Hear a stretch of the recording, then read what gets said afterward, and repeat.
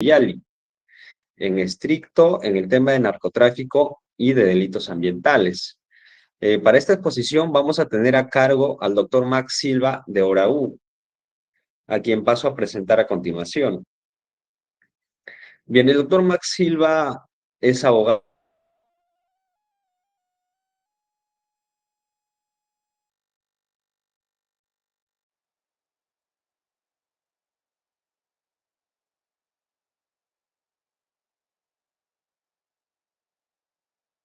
de San Marcos. Asimismo, cursó en los derechos de los pueblos indígenas en el marco del Convenio 169 de la OIT en la Organización Internacional del Trabajo. Es maestrando actualmente.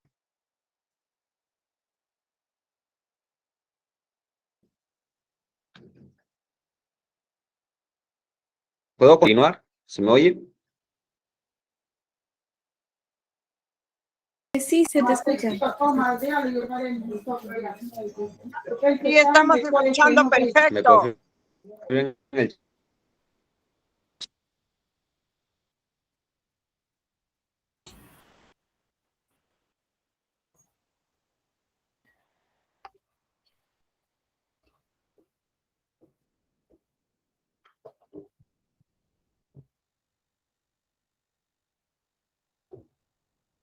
Hola Isaac, ¿nos escuchas?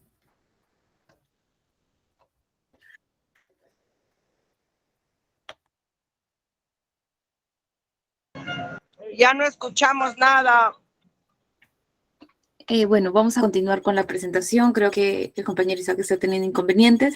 Ahora tendremos la exposición de Max Silva Sánchez, quien tocará el tema de afectaciones a defensoras y defensores de Ucayali en cuanto a temas específicos de narcotráfico y delitos ambientales. Él es abogado egresado del 2019 de la Facultad de Derecho y Ciencias Políticas de la Universidad Nacional de Ucayali, con estudios de diplomado en Derecho Administrativo y Procedimientos Administrativos del Programa de Especialización para Graduados de la Universidad Nacional Mayor de San Marcos. También cursó o llevó un curso de Derecho de Pueblos Indígenas en el marco del Convenio 169 de la OIT en la Organización Internacional de Trabajo, que es la OIT.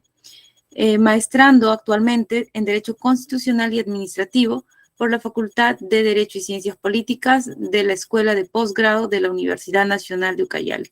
Al mismo tiempo, él es coautor de diversos libros sobre temas de manejo forestal, gestión y gobernanza de los bosques comunales. Los mejores agradecimientos para usted y bueno, ya le dejamos el uso de la palabra. El compañero Isaac puede dejar de compartir, por favor, la pantalla para que ya pueda ingresar el ponente que se encuentra aquí.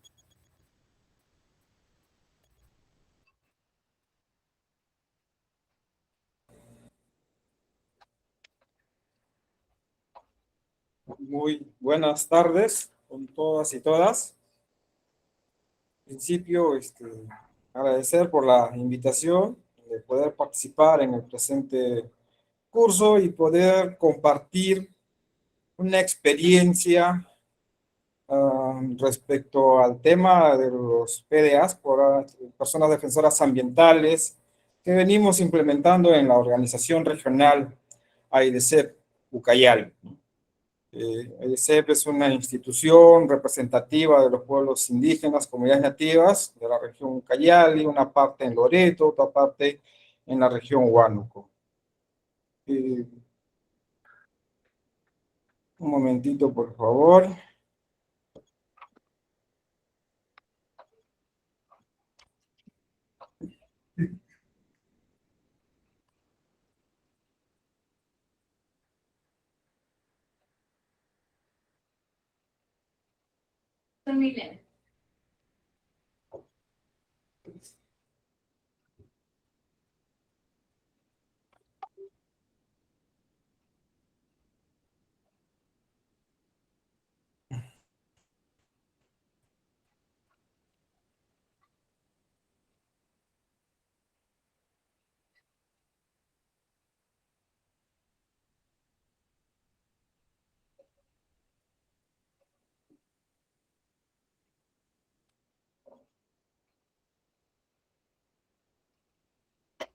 Bien, ¿pueden apreciar la pantalla? ¿Un PPT? Sí, Sí se puede ver. Ok. Bien, Sí, se puede ver. y Sí, esta se ve. tarde pues conversarles acerca de las afectaciones de defensoras y defensores en Ucayali vinculados al tema del narcotráfico y delitos ambientales. En principio debemos de poner en conocimiento pues que los pueblos indígenas de la cuenca amazónica a nivel internacional estamos organizados como COICA y están conformados por 9 países. Brasil tenemos a CIBOT, en CIAOC, en Bolivia CIBOT, en Perú es AIDESEP, en Ecuador a COFINEAE, Colombia OPIAC, ORPIA en Venezuela, en Guyana APA, OIS en Surinam, en Guyana Francesa FOAC, que todas estas organizaciones conforman el COICA, y que esta es una organización de 5º nivel, y a nivel de Perú, bueno, pues tenemos a AIDESEP. Asimismo, AIDESEP está compuesto por 9 organizaciones regionales, y cada una de estas 9 organizaciones regionales están compuestas por diferentes organizaciones locales denominadas federaciones. Estas federaciones a su vez están conformadas por conjunto de comunidades nativas. Según el registro de AIDESEP tenemos un total de 2.358 comunidades nativas que están comprendidas en la Amazonía peruana. Y a nivel de la Amazonía son 9 organizaciones. Tenemos a ARPI, CODEPISAN, COMARU, CORPI, CORPIA, ORPIO, ORAU, ORPIAN, FENAMAT. Y en ese espacio contamos con comunidades nativas que están tituladas en proceso de saneamiento físico legal, reservas territoriales, reservas comunales, y que eso hace un total de más de 18.000 hectáreas que estarían bajo la jurisdicción de los pueblos indígenas. En el caso de Oraú, está conformado por 13 federaciones. Tenemos una visión de ser pueblos indígenas consolidados, fortalecidos, desarrollados con autonomía e identidad cultural. Asimismo, con una misión de promover la defensa de los derechos de pueblos indígenas, asimismo el desarrollo sostenible en el marco del buen vivir. En ese contexto, como Oraú, para el desarrollo de su vida institucional se cuenta con 13 programas, y el tema de lo que vamos a abordar está relacionado con el programa de veeduría forestal comunitario, el programa de derechos humanos, defensa legal y políticas indígenas interculturales.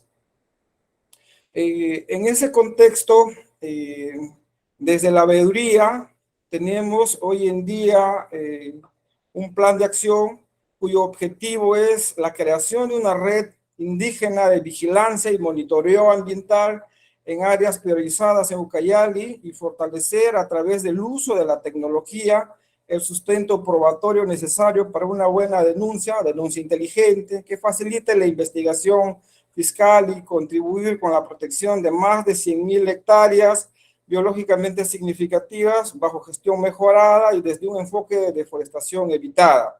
Y desde el punto de vista de personas defensoras ambientales, tenemos el objetivo del fortalecimiento del sistema indígena de inteligencia y autoprotección para la protección, defensa y soporte de personas defensoras ambientales indígenas en el ámbito de intervención del proyecto Prevenir.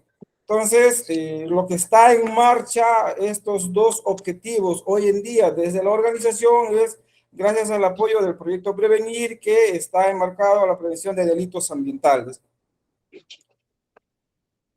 Tenemos objetivos específicos, pues en ese contexto hemos priorizado 9 comunidades que bordean un promedio de una superficie de 1.000 hectáreas, y las cuales se pretende lograr este objetivo facilitando las tecnologías, el fortalecimiento de capacidades, y identificando muy bien el rol protagónico dentro de la comunidad respecto a los comités de control y vigilancia, en la cual también participa activamente las organizaciones indígenas, en este caso ORAU. Asimismo, en este proceso del fortalecimiento de capacidades, vemos pues el uso de herramientas de imágenes satelitales, manejo de drones, dispositivos móviles por el tema de smartphone, GPS, GoPro, aplicativos como el apps Mi Bosque, y asimismo a nivel de la organización contar con un centro de monitoreo satelital, ¿no? Eso nos permite, por un lado, desde la organización realizar monitoreo satelital de la cobertura boscosa, asimismo in situ en la comunidad a través de los comités de control y vigilancia, verificar lo que se monitorea satelitalmente, ¿no? Y asimismo las alertas que se puedan generar en términos de deforestación o afectación de cobertura boscosa.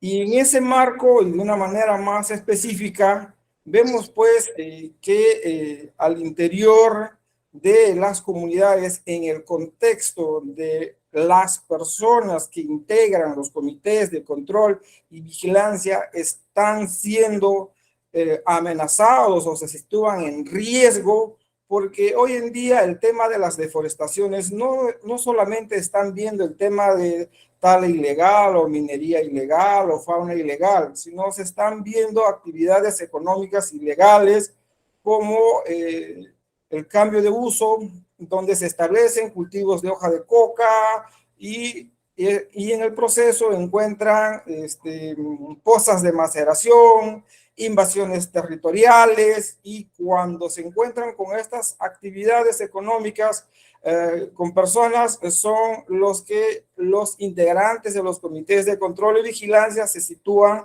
en situación de riesgo, y para nosotros como organización son considerados como personas defensoras ambientales.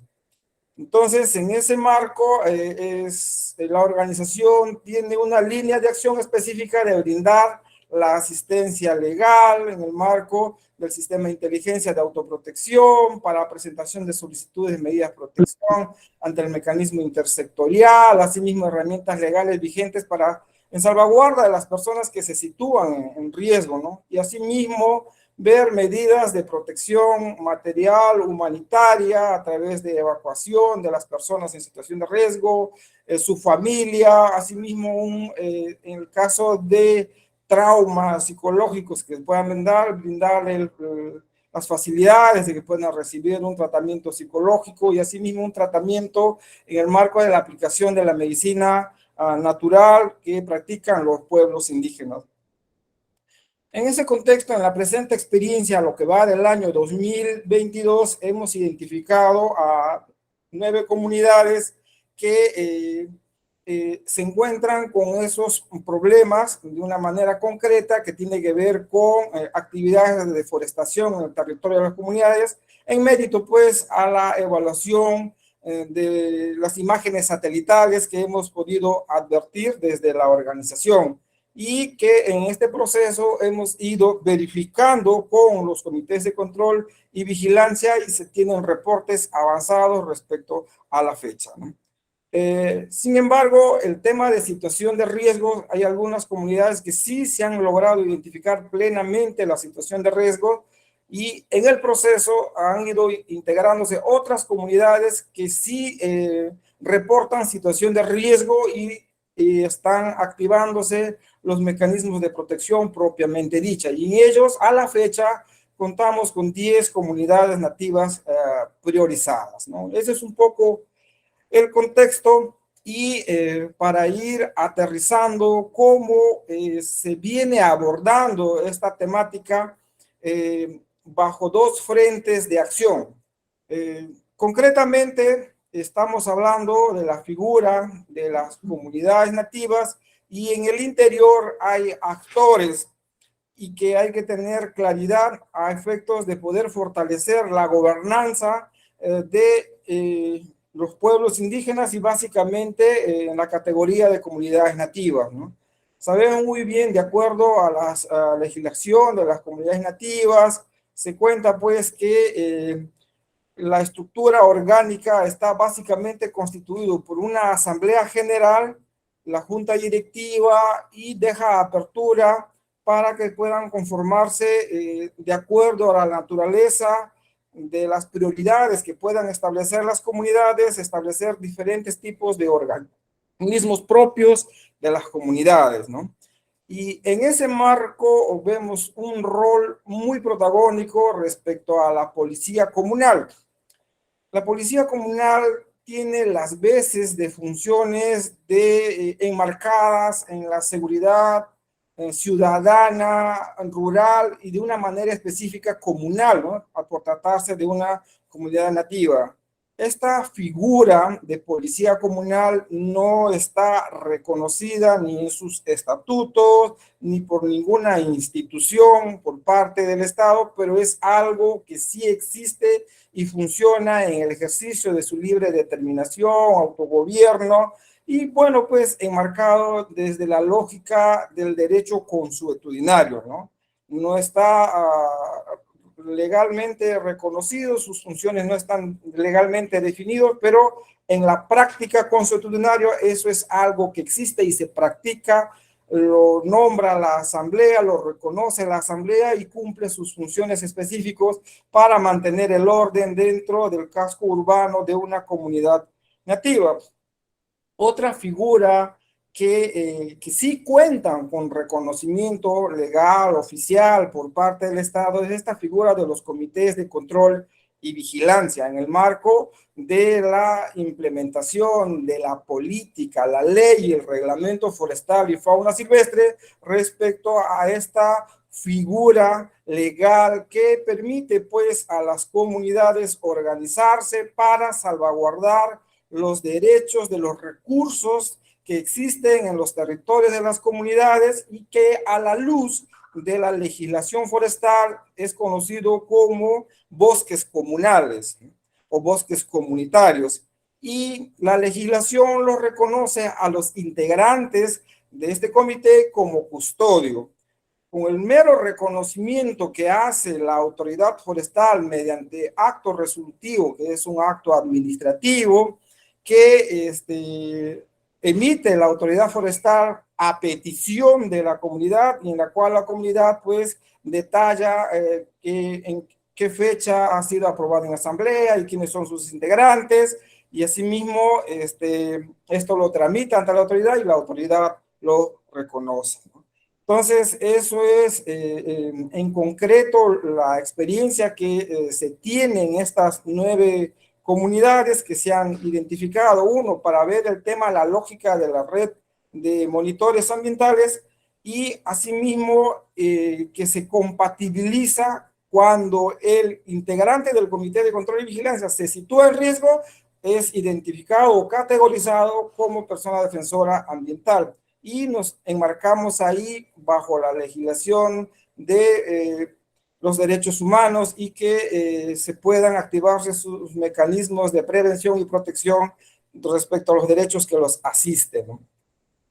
Y bueno, la base primigenia de la organización de una comunidad, pues son los comuneros y comuneras en su condición de hábil, y que el conjunto de todas ellas con sus autoridades pues constituyen la Asamblea General y que eso es elegido mediante asamblea, una junta directiva quien define la vida institucional de una comunidad nativa, ¿no? Y que eso es que está establecido por la ley de comunidades nativas, la 22.175, es una ley y su reglamento que están vigentes y que se rige en función a eso, ¿no? Y a nivel constitutivo, pues se tiene pues que las comunidades cuentan con un estatuto y que la autoridad forestal, la autoridad de agricultura los reconoce como personas jurídicas y estos a la vez se inscriben en los registros públicos y que eso da vida pues a la persona jurídica como comunidad. Otro actor importante dentro de una comunidad es el agente municipal. Lo nombra la asamblea comunal, pero lo reconoce el gobierno local, las municipalidades, y que este reconocimiento es mediante una resolución administrativa y que es el representante de la municipalidad dentro de una comunidad nativa. y que sus funciones están en el marco de la Ley Orgánica de Municipalidades, ¿no? En lo que representa, pues, de ser como una mesa de parte de la municipalidad en una comunidad.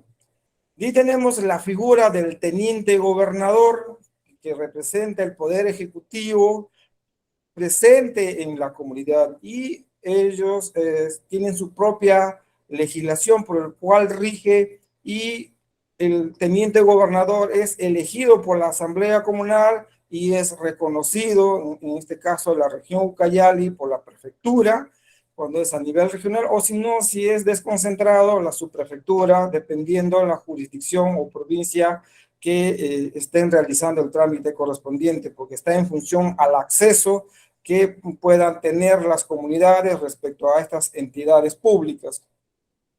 Algo interesante que ponemos énfasis en el contexto de los PDAs es el tema de la jurisdicción especial, a lo que nosotros llamamos la justicia comunal, ¿no?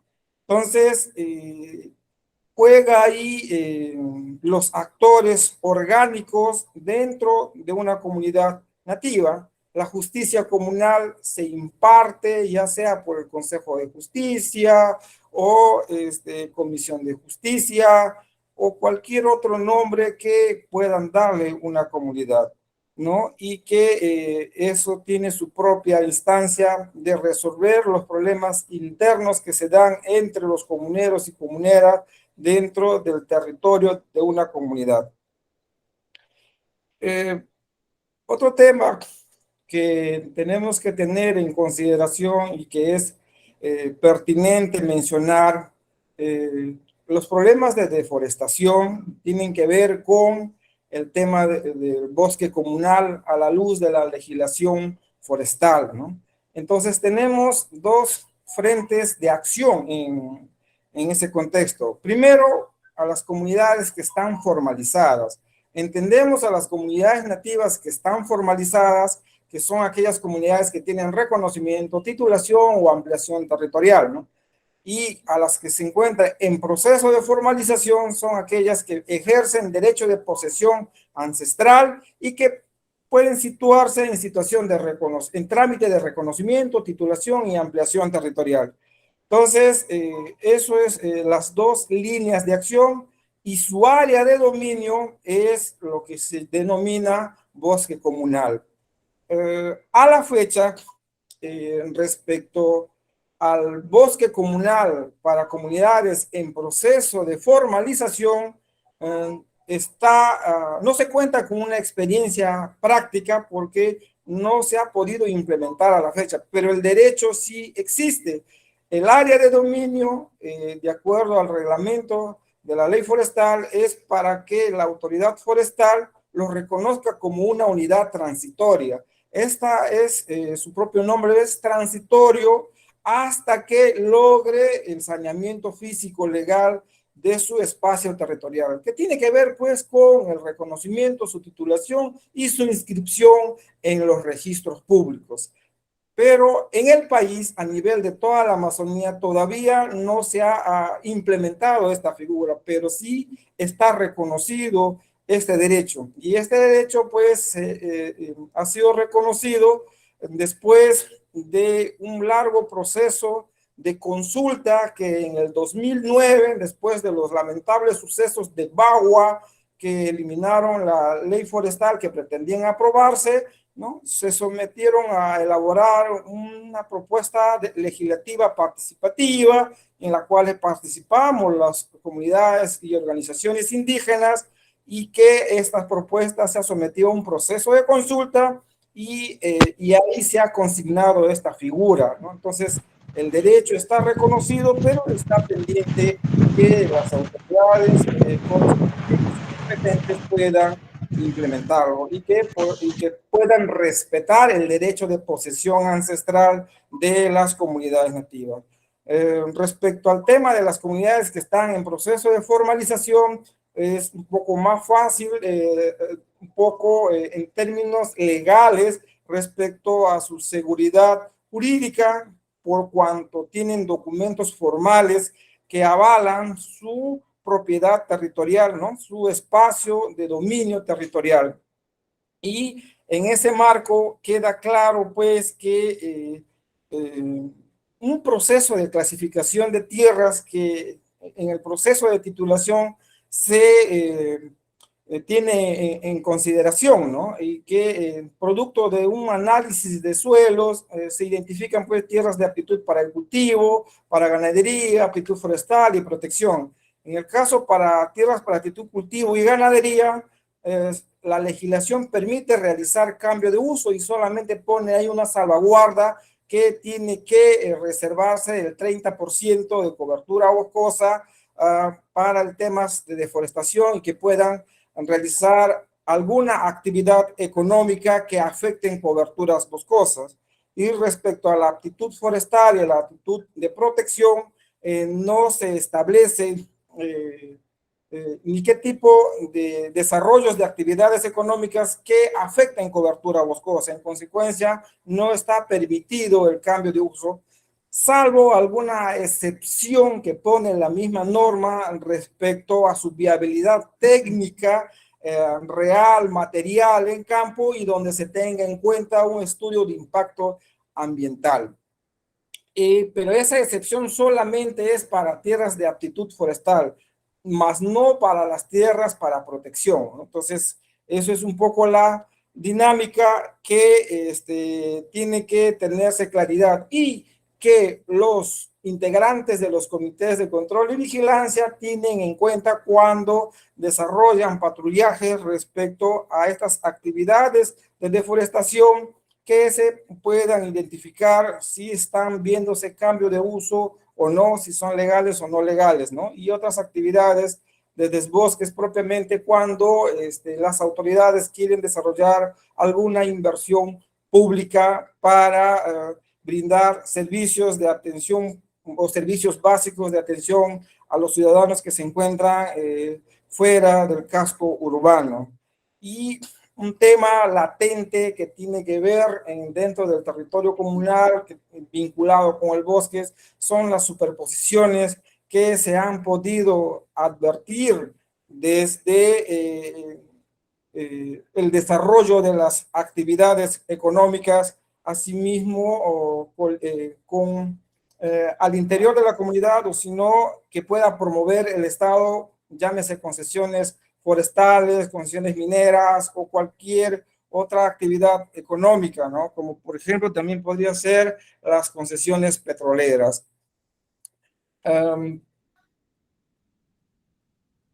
Eso un poco, esos conceptos, esas dinámicas que están en comunidades, siguiendo la estructura orgánica de los pueblos indígenas o el gobierno de los pueblos indígenas, tenemos pues que un conjunto de comunidades en función a cuencas, a la naturaleza de su agrupación, en distritos, provincias o cualquier naturaleza como están ubicadas en el área de dominio, un conjunto de comunidades, más de 2 comunidades pueden conformar una organización local. En el caso de Oraú, les decíamos que existen 13 federaciones, ¿no? Y ahí tenemos a CONADISH, a CONAMAC, FECONAU, FECONAPU, FECONAPIA, FECONADIF, FECONASHI, FECOMBU, FECOIR, FECIPAN, FENACOCA, ORDIN, ORDECONADIT. Entonces, estas organizaciones están comprendidas en diferentes lugares y zonas estratégicas. Y todas ellas traen las demandas de los pueblos indígenas a Oraú, y Oraú tiene 3 formas de cómo procesar sus demandas, que en principio está por el Consejo Directivo, y estos temas que tienen que ser con carácter de urgencia en los consejos de regional ampliado, y los que no requieren mucha urgencia en el Congreso Regional, que tiene un periodo hoy en día reunidos cada 5 años, y los congresos regionales ampliados cuantas veces se lo requiera en función a las demandas prioritarias y a las emergencias que pueden suscitarse para tomar decisiones políticas colegiadas desde nuestras comunidades con nuestras federaciones. Al interior de la organización de ORAU, pues se cuentan con 13 programas de apoyo, asimismo una administración y una asesoría legal que dan la vida institucional de la ORAU. En el caso que nos amerita el tema de los PDAs, se han desarrollado módulos de capacitación, estos integrantes del Comité de Control y Vigilancia para que puedan tener, ejercer su derecho o ejercer su deber de realizar actividades de control y vigilancia. Se han priorizado pues transferencia de tecnología, asimismo capacitación, ¿no? Llámese GPS, los smartphones, uso de apps, manejo de dron, mapas satelitales, asimismo establecer un sistema de reportes y red de control social, mecanismos de implementación de control social en las comunidades para afrontar esta problemática, ¿no? De deforestación, cambio de uso, tala ilegal, minería ilegal, narcotráfico, ¿no? Que tiene que ver con cultivos de hoja de coca, y en función a la naturaleza y a la complejidad de las cosas, ¿no? Estos instrumentos son temas claves y nos permiten poder contar con información ilustrativa para analizar los casos y la naturaleza de los elementos objetivos que nos permitan impulsar procedimientos administrativos y penales, ¿no? Entonces, en los temas administrativos, estos insumos de estos reportes nos permiten determinar qué infracción y sanciones estuvieran incurriendo, ya sea en tala ilegal, minería y delitos ambientales, ¿no? Y ahí juegan un rol muy protagónico la autoridad forestal, la autoridad de minería, las fiscalías ambientales en cuanto a daños y delitos ambientales, y asimismo tener en claro los procedimientos que se tienen que conocer desde las comunidades y las organizaciones respecto a estos procedimientos administrativos frente a infracciones y sanciones. Lo mismo también que tiene que ver con los delitos ambientales, sobre estos mismos hechos, sobre estos mismos resultados que ofrecen los comités de control y vigilancia, hacer una calificación si corresponden con temas de delitos de contaminación vinculados con temas de minería, delitos contra los recursos naturales vinculados con formación boscosa, tal ilegal, el tema de la figura de la responsabilidad funcional, la información falsa, que es un tema muy alarmante para nosotros porque se ha identificado hoy en día que las comunidades nativas están sancionadas por OSINFOR y están siendo procesadas por el Ministerio Público ante el Poder Judicial, y se tiene una deuda más de 250 millones administrativamente y penalmente por reparación civil más de $500,000, ¿no? Entonces, es una cuestión bastante alarmante que ponemos en agenda y que debemos de conocer al interior de las comunidades nativas para estar claro frente a este problema, ¿no? Asimismo, respecto a las denuncias que hay que formalizar, ¿no? Ante el Ministerio Público, en este caso las fiscalías especializadas en materia ambiental. Y por supuesto un poco respecto al rol que jugamos nosotros desde las organizaciones en la defensa técnica y las medidas de protección que podamos brindar a las personas defensoras ambientales. Un tema clave para nosotros desde ORAU, pues, es que los comités de control y vigilancia puedan reportar información pertinente respecto a un hecho objeto de investigación, la identificación de sus autores y los medios que se quiera probar los hechos o la acreditación, los hechos objeto de investigación, y que nos permitan determinar qué acciones legales promover, a qué autoridad acudir, ¿no? Y estos datos reportan a la organización, y acá hay un equipo técnico entre profesionales, ingenieros, especialistas forestales, con abogados, que evaluamos el caso y verificamos tres procesos en concreto que hay que promover, ¿no? Si bien es cierto, legalmente es más conocido los procedimientos administrativos y penales respecto a estos reportes que hay que impulsar, desde la organización hay el tema de la justicia indígena que ponemos en énfasis, donde los hechos que reportan no son terceros, son comunitarios, entonces tienen que ser tratados en el fuero comunitario. Entonces, este reporte tiene que ventilarse un proceso de justicia comunal. Y cuando se identifican a los actores, es promovido por un tercero, es decir, no son integrantes de las comunidades, entonces se activa el proceso administrativo y penal, ¿no? Que tienen que ver con las autoridades competentes, ¿no? Y en esa lógica, pues, en nuestra estrategia legal como ORAU, promovemos eso, ¿no? Estos reportes que dan los comités de control y vigilancia identifican en función a los autores si corresponde que lo vean las comunidades nativas, ¿no? Que tienen que pasar por la jurisdicción especial en aplicación del artículo 149 de la Constitución Política, ¿no?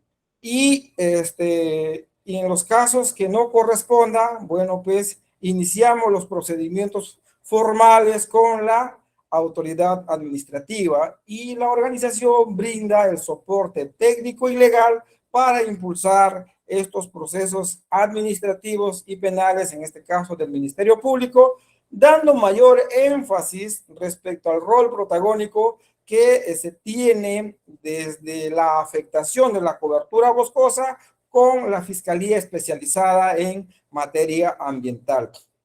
En el contexto actual, donde se ha identificado con el riesgo que están expuestos los integrantes del Comité de Control y Vigilancia, y este tema ha desbordado con el asesinato que ha habido de un integrante del Comité de Control y Vigilancia en la comunidad nativa de Puerto Nuevo, es que se articula el problema de deforestación, el problema de defensa territorial de las comunidades que no solamente están en los líderes, sino también con estos grupos integrantes de comités de control y vigilancia, y que en un proceso evolutivo han ido estableciéndose la complejidad del problema. Hay cosas que la Fiscalía Ambiental no tiene competencia, ¿no?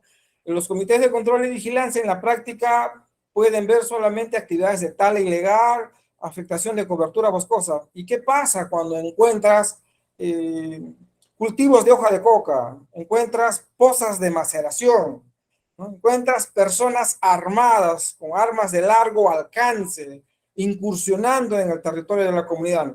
Caso muy específico que pasó con la comunidad nativa Flor de Ucayali, ¿no? Entonces, que son temas complejos que están mucho más allá de las competencias de la Fiscalía Ambiental y mucho más allá de las competencias de la autoridad forestal, en este caso, la Oficina de Tala Ilegal.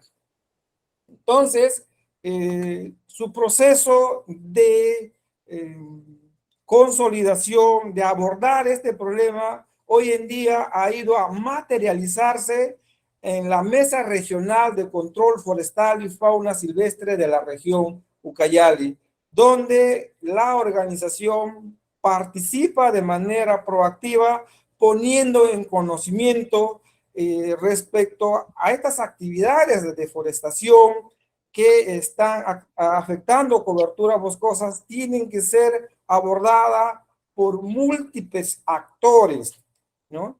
Entonces, y que estas mesas regionales pues permiten convocar a diferentes autoridades competentes y que puedan tomar acciones concertadas en el ejercicio de sus competencias con un mismo objetivo de atender una problemática, ¿no? De manera muy concreta se ha podido materializar una intervención articulada de la Mesa Regional de Control Forestal y Fauna Silvestre en el caso de la comunidad nativa Flor de Ucayali, ¿no? Tenía problemas de deforestación, tenía problemas de cultivo de hoja de coca, estaba ilegal, ¿no? Pozas de maceración. Entonces ya no solamente interviene el fiscal ambiental, sino también interviene el fiscal antidrogas, ¿no? Y así podremos involucrar otros actores, el fiscal de delito común, porque se ha advertido en los hechos que hay un problema de invasión territorial, ¿no? Asimismo, se puede advertir por la naturaleza del complejo que es esta actividad económica ilegal que tiene que ver con el narcotráfico. Entonces acá hay un tema de crimen organizado, ¿no? Y cada uno de estos tipos corresponden a una fiscalía especializada y desde ya pues el rol protagónico que a través de la mesa puedan conocer un mismo hecho con diferentes fiscales y poder tener una articulación de acción, de atención frente a esta problemática. Eso es algo que se ha podido materializar con la comunidad nativa Flor de Ucayali. En ese contexto, en el marco de la consolidación, materialización respecto a la protección de los derechos humanos, el Ministerio de Justicia sacó un instrumento que permite juntar a los diferentes sectores y niveles del Estado para implementar las medidas de prevención y protección de los derechos humanos. Tenemos pues la Comisión multisectorial, ¿no? Que está bajo la responsabilidad del Ministerio de Justicia y Derechos Humanos y que de una manera concreta en la región Ucayali, siguiendo ese lineamiento, siguiendo esa dinámica de esas facultades, se ha podido materializar en la región Ucayali una mesa regional para promover medidas de protección para derechos humanos, en este caso personas defensoras ambientales, y donde nosotros como ORAU estamos participando activamente, ¿no? Están en un proceso de consolidación, se ha identificado diferentes casos, hay diferentes reportes y a la fecha estamos participando activamente en las sesiones, en las reuniones técnicas para abordar esta situación de personas defensoras ambientales en situación de riesgo de manera multiactor, ¿no? De diferentes niveles y órganos de gobierno, asimismo con sociedad civil, desde el gobierno nacional, gobierno regional, de la misma manera también que estamos organizados los pueblos indígenas y comunidades nativas, ¿no? Esta iniciativa que venimos pregonando con ORAU a través del apoyo del proyecto Prevenir, donde se ha podido dotar con logística con drones, monitoreo satelital, nos permiten pues identificar, tener imágenes un poco más claras, las áreas en las comunidades que vienen identificándose actividades de deforestación. Este reporte es lo que se inicia un proceso de investigación, identificación de autores, si están involucradas comuneros o no. Si están involucrados comuneros, no, tiene que juzgarse en el fuero comunitario.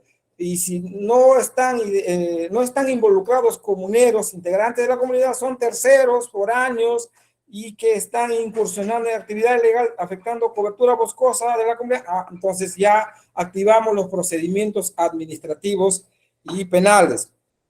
Este es el caso de la comunidad nativa Juancito de Sipiría, que se encuentra ubicado en el distrito de Iparía. Tenemos el caso de la comunidad nativa de Flor de Ucayali, lo que les estaba haciendo mención. Identificamos que en la parte posterior de su territorio existe una actividad de deforestación bastante alta, un promedio más o menos de 3.000 hectáreas que ha sido afectada a cobertura boscosa, y en ese espacio están los cultivos de hoja de coca, ¿no? Y que a través de la Mesa Regional de Control Forestal y Fauna Silvestre han hecho una intervención de erradicación de hoja de coca, de mostrar presencia, ¿no? Por lo menos se hizo una acción, está pendiente todavía seguir realizando más acciones en concreto, y este hecho les ha generado una afectación no solamente a los integrantes de los comités de control y vigilancia, sino una afectación social a, a la población total de la comunidad. Las personas que han sido afectadas de estas actividades económicas ilegales han ido a realizar amenazas a las comunidades, y estuvimos ahí alertas para poder brindar la mejor estrategia de defensa y asistencia humanitaria para evitar desenlaces, ¿no? Y asimismo el rol protagónico que han jugado ahí las autoridades militares, policiales y las demás autoridades públicas para impartir el principio de autoridad. Esto es un problema que todavía no está resuelto, es complejo, y en esa lógica, esta estrategia de defensa pretende fortalecer nuestro mecanismo de inteligencia y autoprotección, teniendo en consideración de que los resguardos policiales no son permanentes, y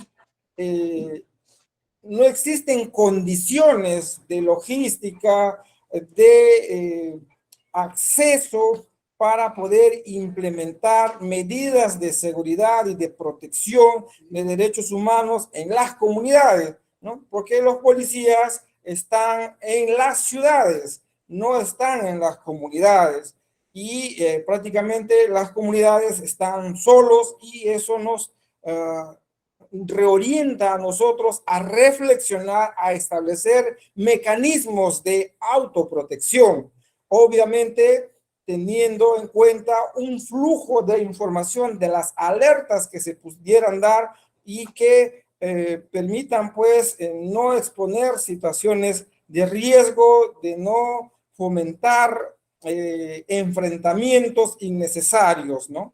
Entonces, está la figura ahí de los policías comunales, está ahí la figura de los comités de control y vigilancia.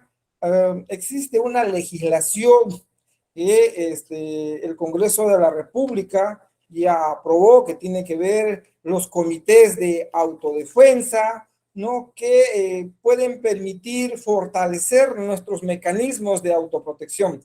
Con independencia de su implementación y su vigencia de esta norma, existe una figura de mecanismo de control social que se viene pregonando en el pueblo shipibo, y dando énfasis un poco al caso de la comunidad nativa Flor de Ucayala, la figura de los guardias indígenas, ¿no? Y que en ejercicio de nuestro derecho a la legítima defensa de nuestro territorio y de la afectación social que puedan afectar por terceras personas, entonces hay una respuesta que estamos sacando esta figura de los guardias indígenas, ¿no? Y que, bueno, pues que en el ejercicio de nuestra autonomía, libre determinación y de acuerdo a la naturaleza y complejidad del problema, estamos organizándonos y tratando de fortalecer el mecanismo de autoprotección.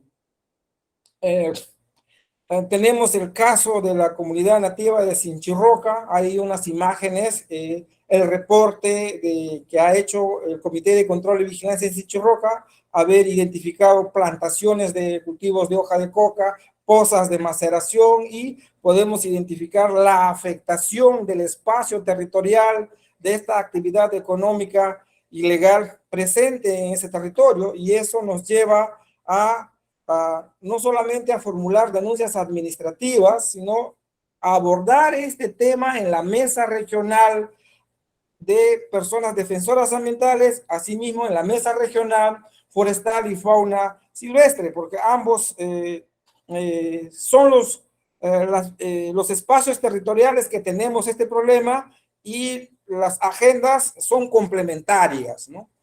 Uno que tiene que ver con cobertura boscosa y el otro que tiene que ver con la situación de riesgo de quienes realizan el control y vigilancia de los espacios territoriales.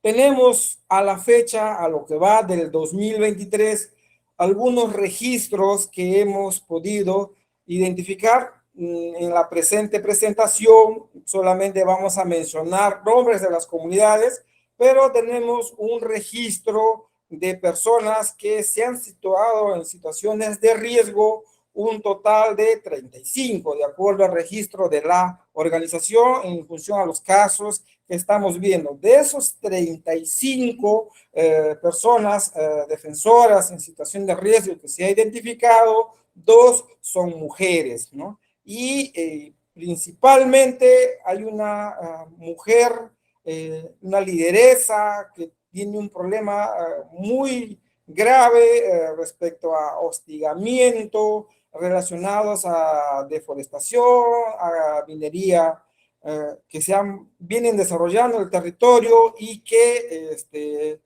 se estarían cometiendo abusos contra ella.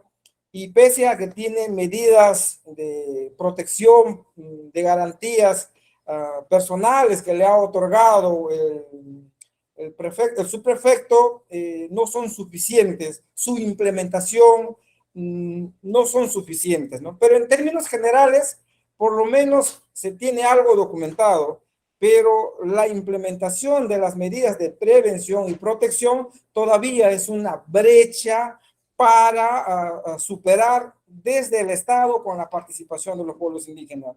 Asimismo, las actividades de deforestación es una brecha para impulsar procedimientos administrativos y penales. En resumen, el acceso a la justicia frente a estas situaciones de riesgo es una brecha muy grande porque las instituciones competentes del Estado no tienen la logística y los recursos que se requieren para brindar una atención oportuna y eficiente respecto a los problemas de deforestación, respecto a los líderes en situaciones de riesgo. Bueno, eso es un poco lo que yo quería compartirles en esa lógica de afectación de defensoras y defensores en Ucayali vinculados a este tema de narcotráfico que me ha tocado compartir con ustedes, ¿no? Entonces, estaré atento a sus preguntas que puedan presentarse, ¿no?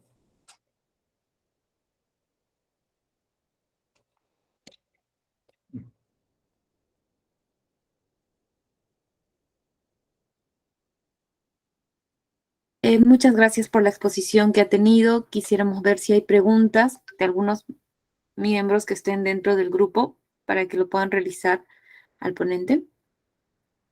Anímense con toda confianza a formular sus preguntas.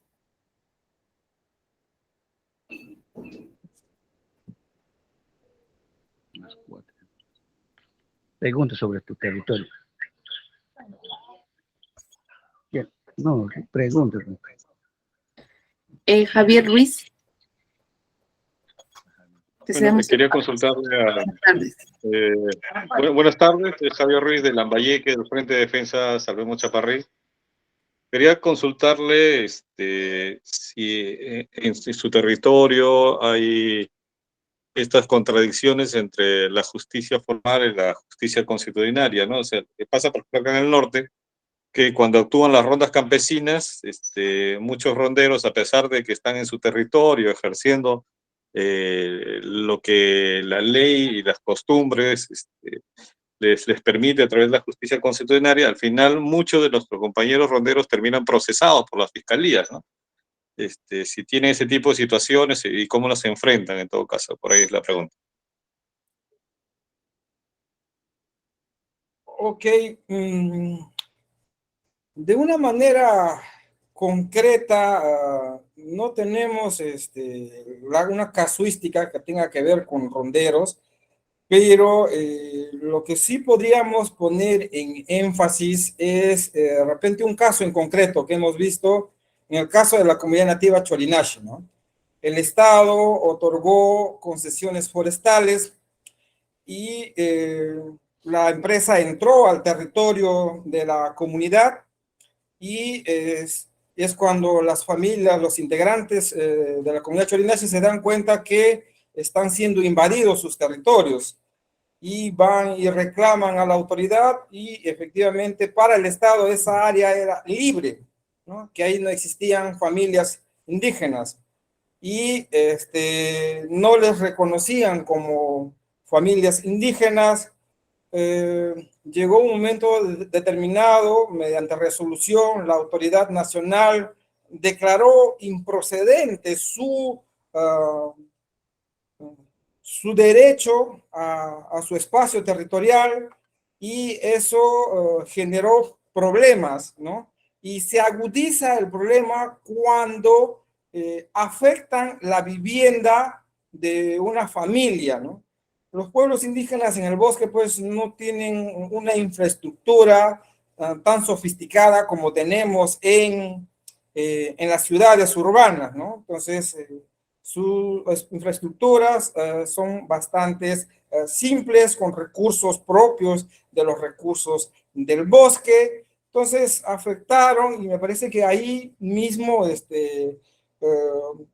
establecieron una especie de un campamento, ¿no? Entonces, esta familia afectada, al ver que afectaron su vivienda, afectaron sus cultivos, entonces la gente se indignó y no tener respaldo, justicia por parte de los órganos del Estado. Entonces, por el contrario, se ha visibilizado una exclusión sistemática de acceso a la justicia en la cual estas familias estaban desamparadas y lo único que hicieron es defenderse y en el ejercicio legítimo de este derecho constitucional de defensa legítima de su territorio, expulsaron a esta empresa, a sus trabajadores, quemaron campamentos, incautaron tractores, motosierras, y esto ha generado denuncias, ¿no? Hubieron varias denuncias penales y finalmente estas denuncias, el Poder Judicial los han absuelto de las acusaciones, ¿no? Ellos han actuado en defensa legítima a su vida, a su territorio, y que estaban excluidos del ordenamiento jurídico y que y marcó mucho ahí la jurisprudencia de la Corte Interamericana en el caso Aguas Tigni, ¿no? Que en ese país sacaron una ley y que no consultaron y que anularon esa ley.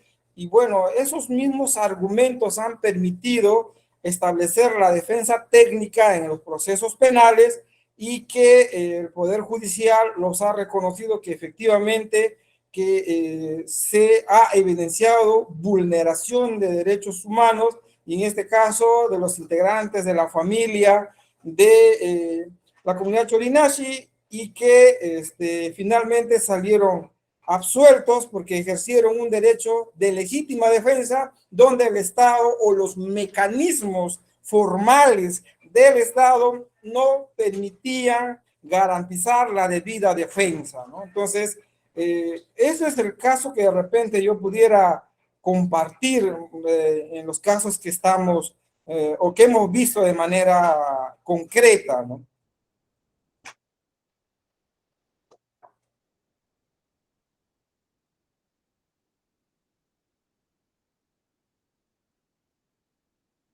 Bien, muchas gracias. También tiene la palabra Indira, que está pidiendo la palabra, tiene una pregunta, creo, ya para terminar y dar pase al siguiente ponente. Indira. Buenas tardes ante todo. y va a disculpar que no he estado tan constante, pero la línea se va, se viene, por eso sé que ingreso y que, bueno, me sacan de la línea, ¿no? De la señal. Mire, la consulta es la siguiente. Bueno, en Junín existe la Unidad de Comunidades Campesinas y Nativas de la Dirección Regional de Agricultura de Junín. No sé en realidad cómo se irá desempeñando esto allá en Ucayali, ya, pero lo que sí tenemos entendido en allá, que por ejemplo esta unidad va desarrollando lo que son fortalecimientos de la organización comunal, también inspecciones de petitorios mineros, ¿ya? Y también lo que son reconocimientos de comunidades campesinas y nativas, ¿ya? Todo ello apoya bastante, por ejemplo, que las comunidades, tanto campesinas como nativas, puedan registrar sus territorios ante la SUNARP, en este caso, ¿no? ¿Cómo se está dando esto allá en Ucayali? Bueno, estamos hablando ahora un poco del saneamiento físico legal, ¿no? Efectivamente, todavía tenemos comunidades nativas en proceso de reconocimiento, titulación y ampliación. Hay avances que se vienen realizando con diferentes iniciativas económicas. Hoy en día el PTRT3, con todos sus defectos que pueda tener, pero todavía hay esperanza que puedan materializarse para cumplir el objetivo del saneamiento, y así como el tema del proyecto PTRT3, MDS Agüeto y otras iniciativas económicas, pues tratan de apoyar para lograr el saneamiento físico legal de las comunidades. Y hay que verlo en dos frentes de acción. Uno es terminar esta brecha de ya reconocimiento, titulación y ampliación. A nivel de Ucayali tenemos un registro de 35 que están pendientes solamente de reconocimiento, y asimismo de 70 para lograr el saneamiento físico legal, ¿no? Que es la primera brecha en concreto. Como la legislación hoy en día ha cambiado, en la lógica de la seguridad jurídica que tiene que impartir desde los registros públicos, los territorios tienen que estar debidamente catastrados, ¿no? Entonces, quienes vienen haciendo el saneamiento, estas unidades, estas áreas de dominio están siendo catastradas y están siendo registradas. Sin embargo, las primeras comunidades que se han reconocido y se han titulado, y sobre todo las titulaciones que están inscritas en los registros públicos, no están catastradas, o técnicamente lo dicen que no están georreferenciadas, y para eso el Estado ha sacado una legislación, un lineamiento para la georreferenciación, y la gran brecha hoy en día es esa, ¿no? El 80% del territorio de las comunidades nativas no están georreferenciadas, ¿no? Entonces, eso es las dos brechas de frente que tenemos. Uno, culminar con el proceso de reconocimiento y titulación, las brechas que están pendientes, que faltan, y tenemos la otra brecha que ya están reconocidas, tituladas y están inscritas en los registros públicos, pero que no están georreferenciadas a sus territorios. Y eso se proyecta que en el mediano y a largo plazo ya podamos superar esa brecha, ¿no? Y se pretende, pues, que esas brechas, de acuerdo al plan institucional que tiene AIDC, que a los 5 años ya podamos contar con los territorios debidamente saneados y podamos hablar de seguridad jurídica territorial respecto a esta figura de comunidades nativas. Sería eso mi comentario.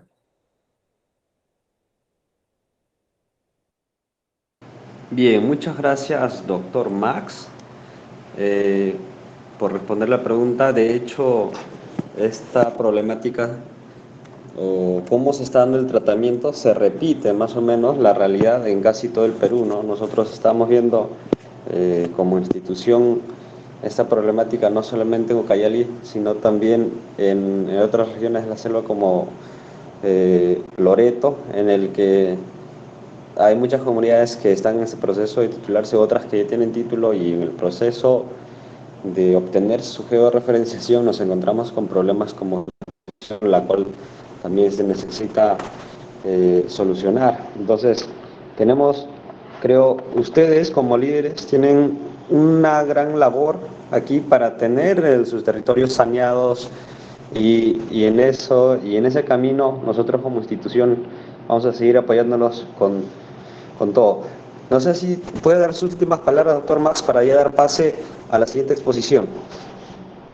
Bueno, en principio agradecerlos y solamente decirles pues que esta problemática de afectación de defensores, eh, acá hacemos un filtro, ¿no? Si se pasa al fuero comunitario o se pasa a los procesos formales, ¿no?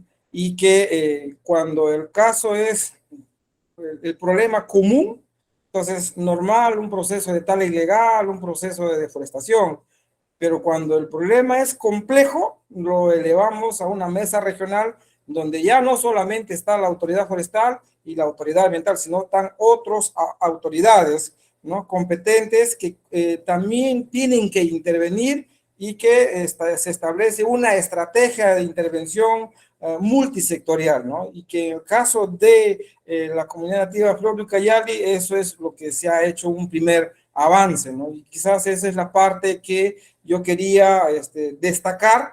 Creo que es algo que permite simplificar los trámites burocráticos en cuanto a procesos administrativos se puedan formular como también procesos penales, ¿no? Porque por un simple hecho tienes que denunciar por tala ilegal ante la autoridad forestal, tienes que denunciar por afectación de cobertura boscosa, y asimismo, si hay un tema de narcotráfico, a la Fiscalía Ambiental, y eso nos lleva a identificar el tema de invasión, eso nos lleva a identificar crimen organizado, que son otras fiscalías. Y la mesa regional permite pues a estos otros actores involucrarse, no solamente en función de sus competencias, sino también en la lógica de políticas públicas que permitan lograr que se imparta principio de autoridad y orden en nuestros territorios, que eso es lo que están reclamando las comunidades nativas afectadas por estas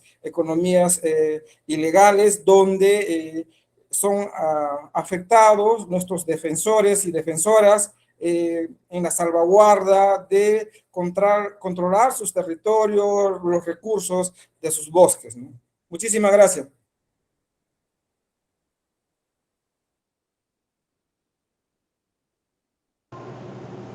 Bien, muchas gracias, doctor Max, por esa última precisión. Y, y esa forma de organizar está como para felicitar, ¿no? Porque agiliza todo el proceso. Bien, ahora vamos a pasar con nuestra segunda ponencia, para la cual vamos a invitar al ingeniero Samuel Cooper Pinedo. Más o menos vamos a dar una descripción de él. Él ya se encuentra en sala. Él es ingeniero agrónomo, colegiado, egresado de la Facultad de Ciencias Agropecuarias de la Universidad Nacional de Ucayali. Actualmente es presidente de la Asociación Centro Indígena para Desarrollo Indígena, CINDES.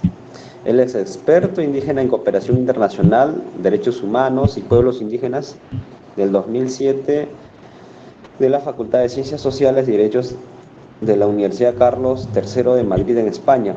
Además, es ex becario del programa indígena del 2000 de la Oficina del Alto Comisionado de Derechos Humanos de la Organización de Naciones Unidas y la Universidad de Deusto en Bilbao, España. Además, él cuenta con diplomados en Desarrollo Energético e Inclusión Social de la Facultad de Ciencias Sociales en Guatemala, es maestrando en Docencia y Pedagogía de la Universitaria de la Escuela de Posgrado de la Universidad Nacional de Ucayali. Además, él cuenta con senda publicación de diversos artículos científicos sobre plantas medicinales, fauna acuática de Ucayali, entre otros. Es un honor para nosotros, ingenieros, tenerlo aquí, y ya vamos a dar inicio a su ponencia. Bienvenido. Bueno, buenas tardes con todos, compañeros, compañeras, hermanos y hermanas. Y también agradecerles la invitación del Fondo Social Ambiental del Perú. Quisiera, en este momento tengo una falla de mi sistema, le pedí a la señorita Pamela para que me suba mi trabajo, mi ponencia Sí. del PPT, ¿no? No sé si me escucha, Pamela. En un momento se va a proyectar, no se preocupe. Un momentito, por favor.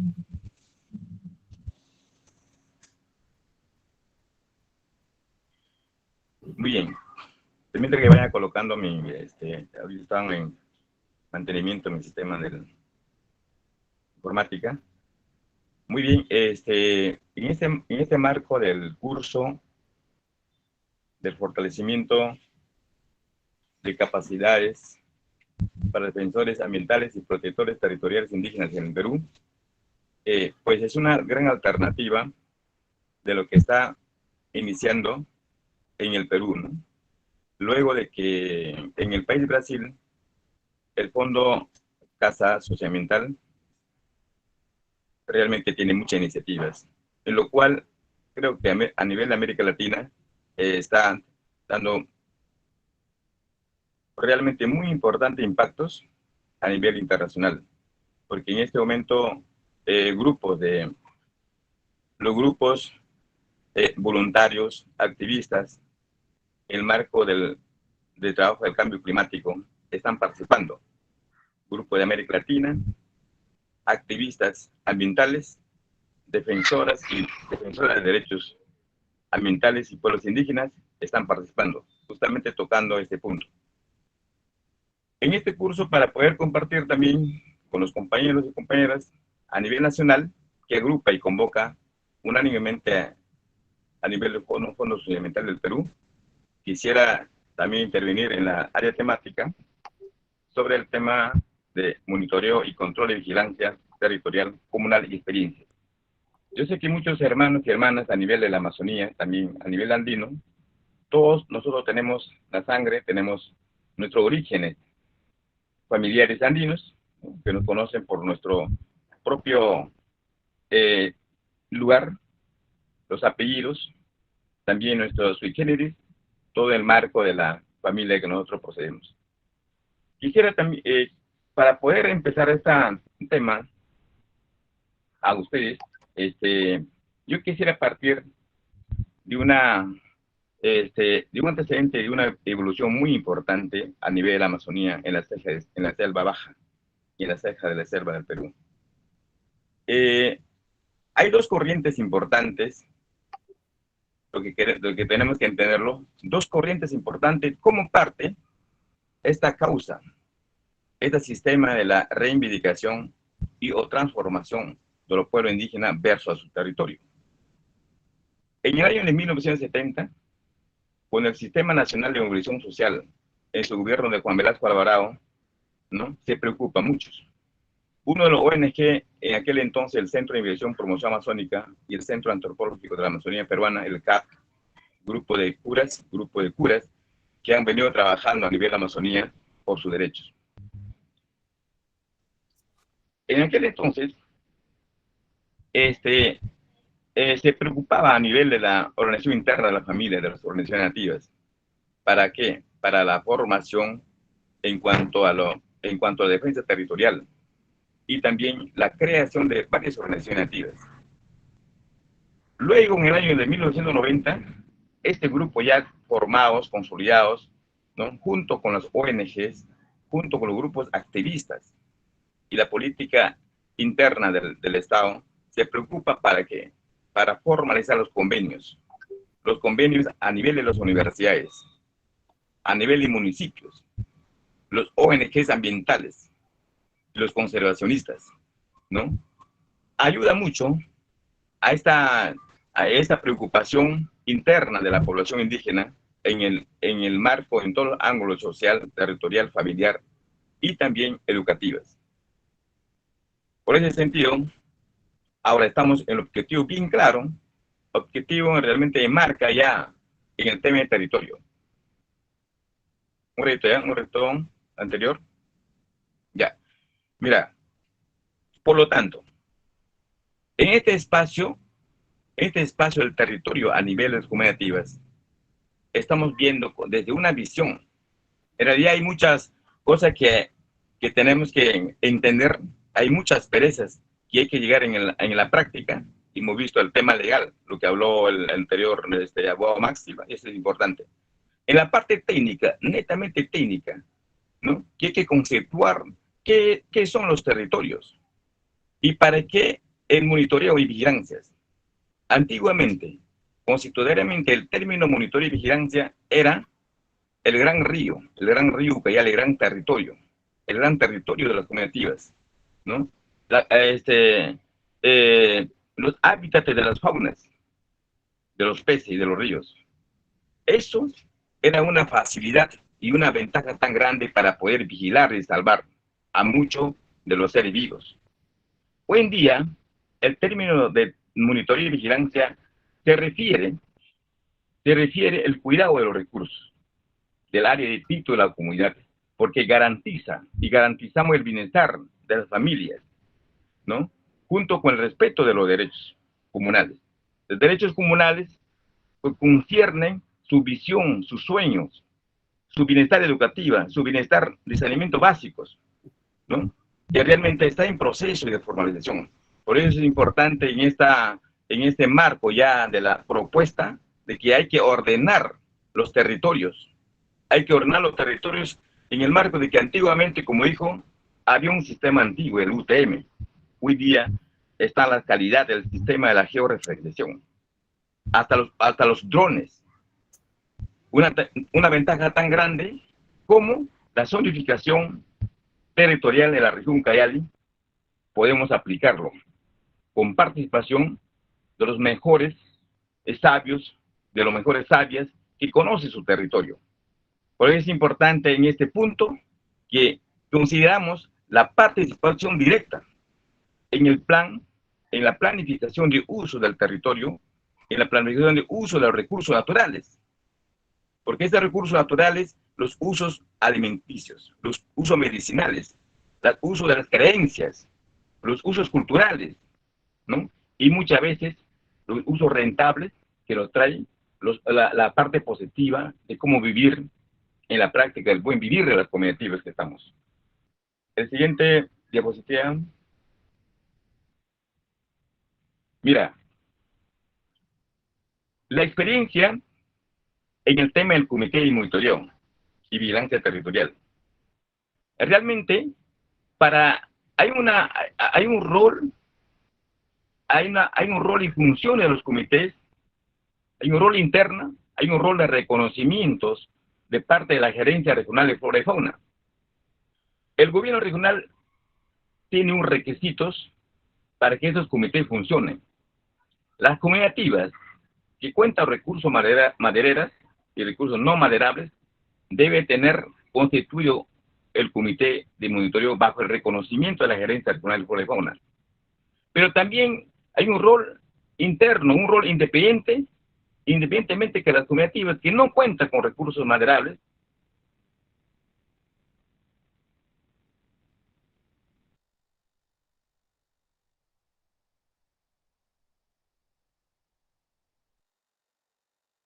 porque muchas de las comunidades están situados en los bosques secundarios.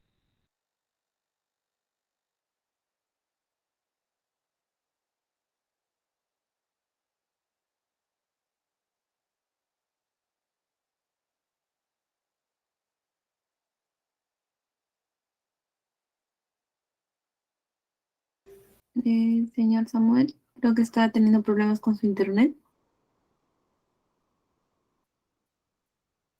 Quizá pueda desconectarse y volver a unirse.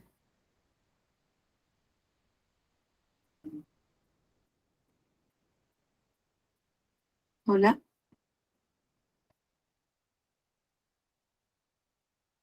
Esperamos unos minutos, por favor. Sí, el internet se fue.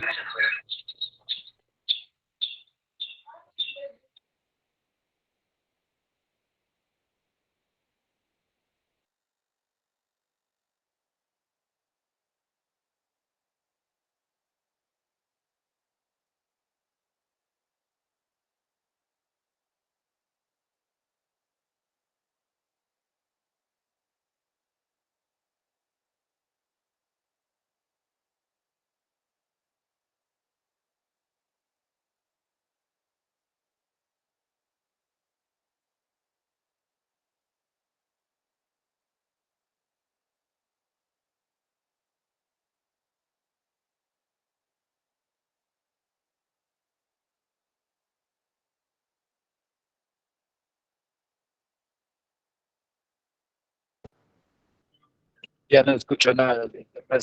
¿Qué hago? ¿Debo esperar? Sí, un momento, por favor, vamos a esperar que se vuelva a conectar el señor Samuel, que está teniendo problemas con su internet.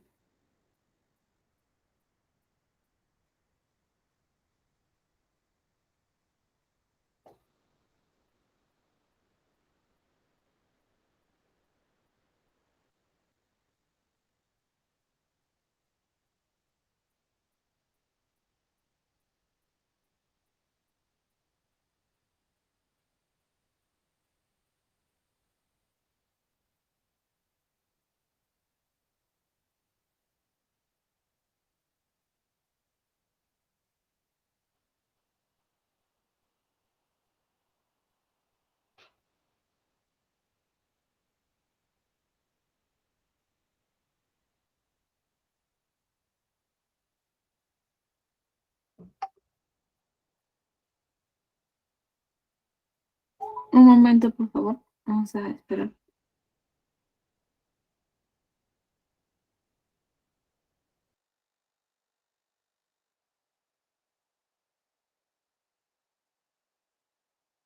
El señor Samuel se encuentra nuevamente en la sala. Vamos a esperar que su conexión se pueda viabilizar la comunicación. Por favor.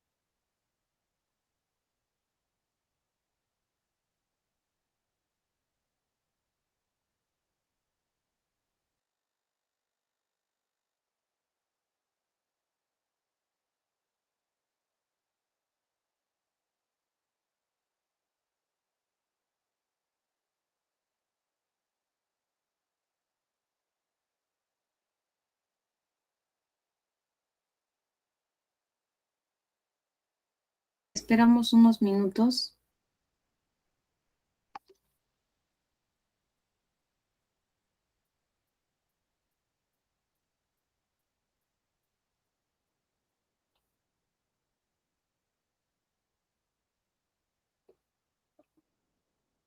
Mientras que esperamos unos minutos al señor Cowper que vuelva a obtener su conexión, dar brevemente la experiencia del compañero Isaac que viene atravesando en el centro Arenal, que nos pueda comentar su experiencia sobre el proyecto que están realizando allá, un poco de eso compartiéndonos con todos nosotros. Hola, ¿Aló? ¿qué tal? Ya ¿Me regresó. escuchan? Sí, le escuchamos. Okay. Quizá para que no se baje Muy el bien. internet, vamos a entender de que usted no prenda su cámara. Ok, ya está apagada la cámara. Discúlpame, Ya. compañeros y compañeras y hermanos, compartiendo y avanzando en este punto sobre el rol del comité de monitoreo. Les había indicado de que el comité de monitoreo y vigilancia territorial es una de las alternativas realmente bien pensado, bien planificado a nivel de comunidades nativas. ¿Para qué? Porque sus territorios en el futuro, de mediano plazo, sería muy afectado. Y que esta organización de comité de monitoreo realmente está dando mucha producción, realmente está dando mucho avance. ¿Por qué? Porque eso es una planificación de cómo es la administración de los terrenos comunales. Pero también es un desafío también. Muchos de los comités de vigilancia con la norma anterior del gobierno regional de flora y fauna piden de que el comité de monitoreo debe estar constituido solamente para las cooperativas que tienen bosque para extracción forestal o recursos no maderables.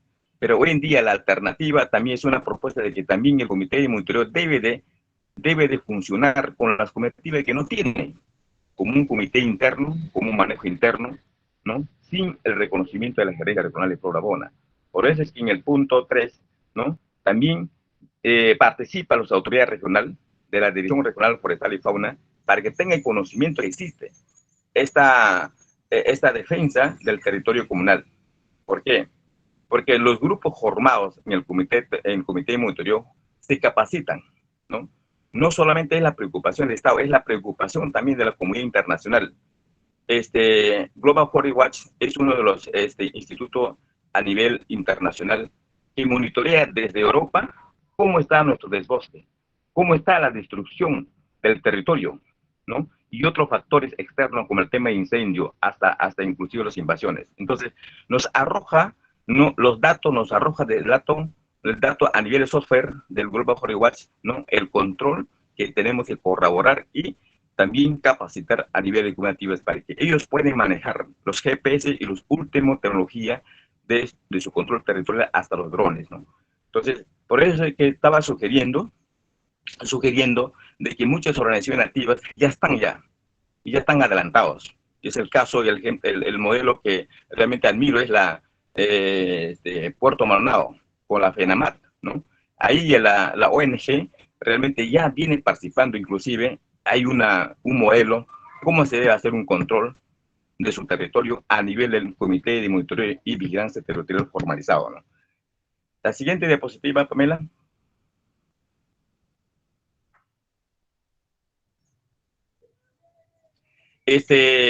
Acá es muy importante porque los derechos, ¿no? De las comunidades nativas que usan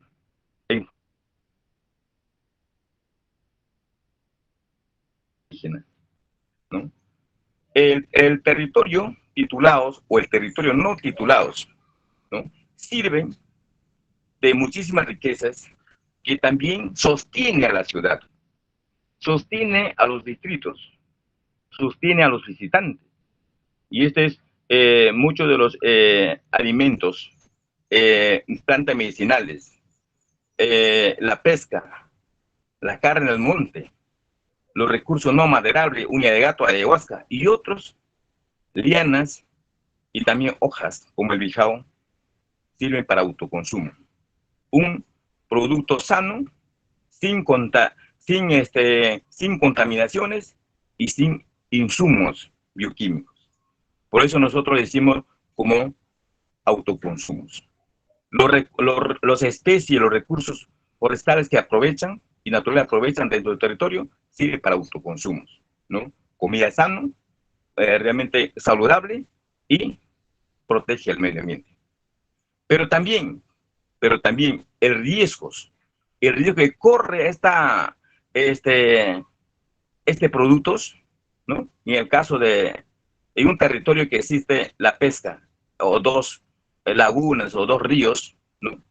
O también tiene un grupo de árboles forestales rentables, ¿no? La comunidad nativa tiene derecho de pedir un permiso forestal para este aprovechamiento. A la vez que los recursos naturales pertenecen al territorio y pertenecen a la comunidad nativa, también no pertenecen.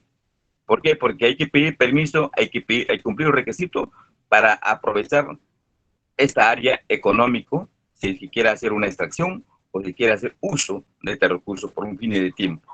Entonces, y esto pues realmente también nos llama mucha atención que hay que trabajar a nivel de comunidades nativas, a nivel de organizaciones nativas, y hay que trabajar con la propuesta mucho más viable, mucho más saludable, mucho más ecológico y también mucho más técnico, político, a nivel del manejo de los recursos naturales a nivel de comunidades nativas. También es importante también de que estas autorizaciones realmente se prestan. Las autorizaciones en el caso de explotación de maderas, las autorizaciones en el caso de explotación de pesqueras, hasta mineras, realmente la autorización de permisos, las gestiones lo hacen en tercera y segunda personas. Muchas veces las autoridades, las comunidades nativas, realmente están detrás, los famosos, el término de los patrones. Las empresas madereras tienen este documento de autorizado y realizan estas actividades ¿no? A corto plazo y a mediano plazo y a largo plazo, ¿no? Las consecuencias. Por cierto, no todos esos parámetros del tema del uso de recursos naturales a nivel de comunidades nos falta mucho que trabajar y tenemos que trabajar dentro de las normas que indican, las normas técnicas, las normas legales que indican en el área de recursos naturales del gobierno regional, tanto forestal, tanto agricultura y tanto sitio y maderas. El próximo slide.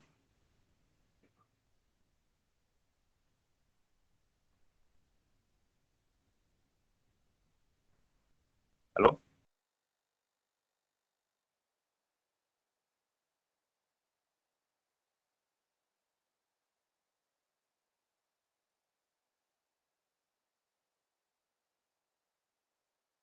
Un momento, el señor Cowper me parece que ha salido de la sala. Un ratito.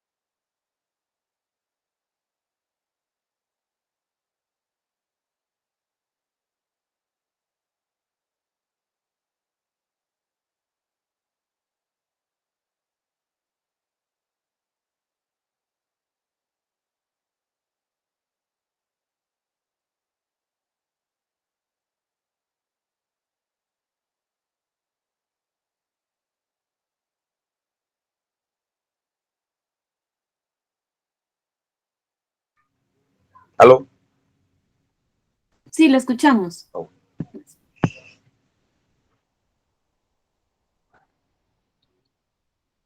No sé el audio.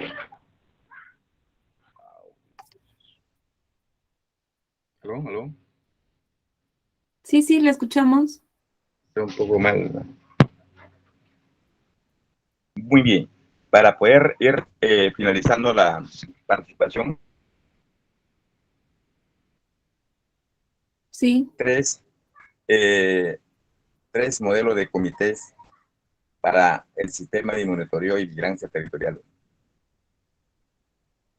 El primero es el Comité de Monitoreo y Vigilancia del Control Territorial. Eso ya está formalmente constituido, ¿no? En la comitiva de Puerto Betel, Betania, y estamos trabajando en el tema de monitoreo, acompañando a este grupo del comité. Luego, la seguridad comunal y ambiental. La seguridad comunal y ambiental realmente tiene un vínculo, tiene un lazo de la seguridad ciudadana y también el tema de defensa civil del Estado. Pero también esta seguridad comunal está bajo la coordinación y bajo el techo también del Comité de Vigilancia Territorial. Y finalmente la unidad técnica de gestión comunal, ¿no?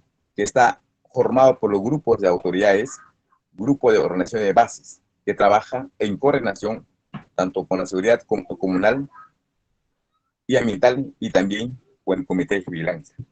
Entonces, estos tres sistemas de administración, de vigilancia y monitoreo de los recursos naturales del territorio realmente son acciones muy productivas porque realmente están atentos, ¿no? De todas las intervenciones negativas contra el impacto ambiental, están atentos para poder dar una acción inmediata, ¿no? Participativa y comunal.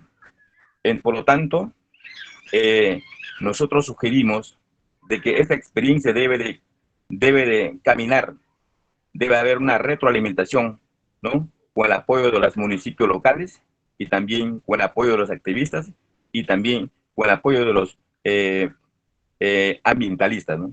Y están dando frutos muy importantes a nivel del distrito de Icaría. El siguiente punto, siguiente slide, para ir terminando.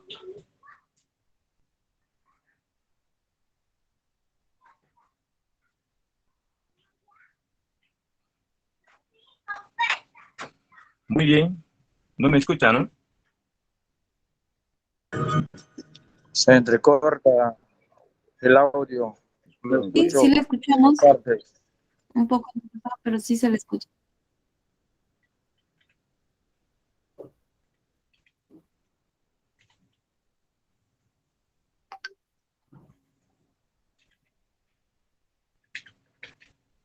Ya, finalmente, ¿puedo lanzar la última, Así, a la última, por favor, ahorita la compañera que está. el último slide?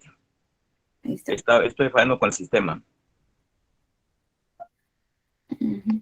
Sí, se está proyectando la Sí, última por diapositiva. favor, el último, para finalizar. Pido muchas Sí. disculpas a todos por el tema del sistema, que no. ¿Puede pasar, por favor, a la siguiente diapositiva? Ya está. Esa sería la última diapositiva.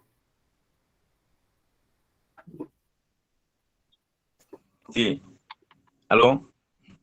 Hola, sí, sí, la escuchamos.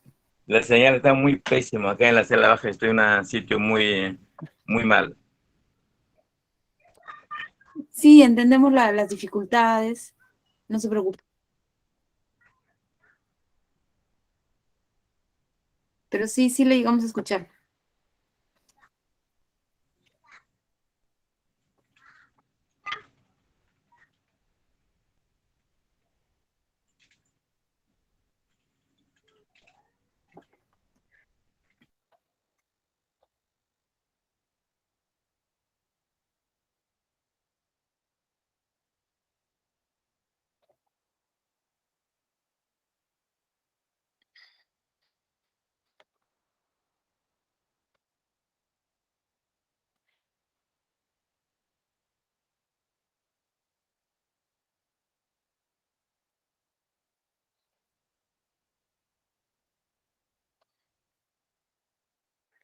Vamos a esperar unos minutos, por favor.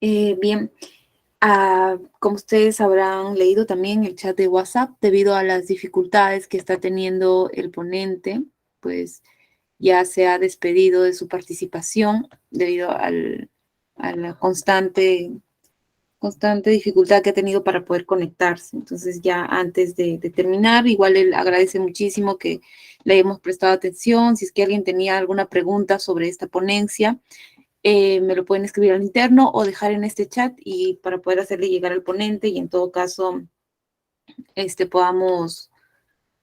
podamos considerar sus preguntas para que él también les pueda enviar sus respuestas, ¿no?